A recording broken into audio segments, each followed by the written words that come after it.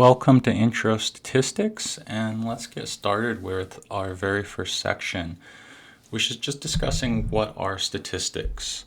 So statistics are facts and figures, and examples of this can be data on global temperatures or wages collected, and usually statistics are not collections of data that encompass the entire population that's being studied. When that happens, it's called a census statistics because you have all the data. So for example, it's very hard to have the data of the weight of every single human being on planet Earth because we'd have to physically measure every single one. And that would be very time consuming and costly. That's what would be required for a census statistic. Examples of statistics include earthquake damage, types of murder weapons, that's a type of data that's non-numeric, okay, and census statistics, okay. Charles Darwin, pictured in the bottom right there, used statistics to try and verify his theories of evolution. And there are many data sets related to evolution that have been used. Okay. Statistics rely on calculations of numbers typically. Okay. Some of the data you deal with will be non-numeric, but we will still have some calculations. And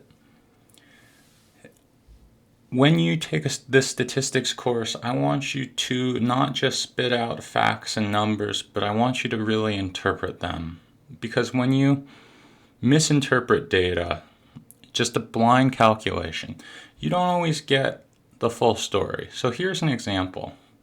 And it's an example of ice cream. Okay?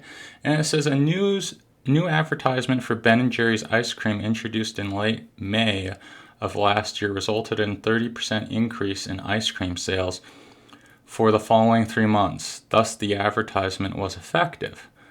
That sounds like something that would really be of interest to the advertising company.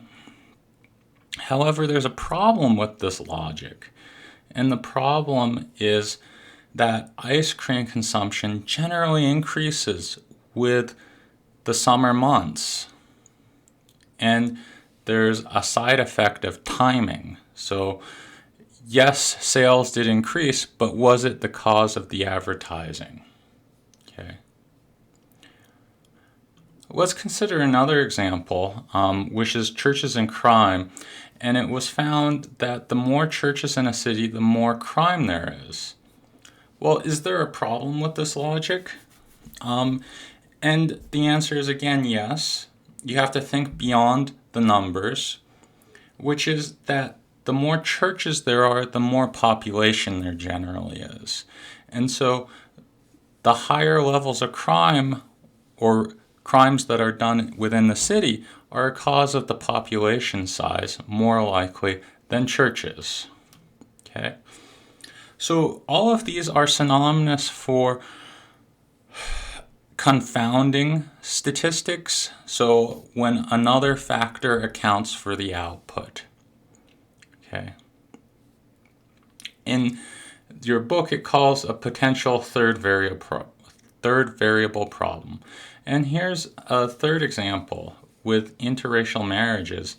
And it says the proportion of interracial marriages this year is 75%. Higher than it was 25 years ago. Thus, our society accepts interracial marriages. And there's a problem with this interpretation in which we have to think beyond the data. At what rate which are marriages occurring? What does that mean overall for the level of interracial marriages? Is that a good measure of what we're trying to assess? And maybe in other instances, we just don't have all the information that we need to understand the impact of statistics. Okay. So in an example, suppose that only 1% of marriages 25 years ago were interracial. And so now it's 1.75% of marriages are interracial. I don't think that 2% of marriages being interracial really means that there's equality. So the larger context here needs to be analysis. It does suggest that the statistic has improved, but not at the level that we like. And a second question is, how much of this is due to random variation? Okay.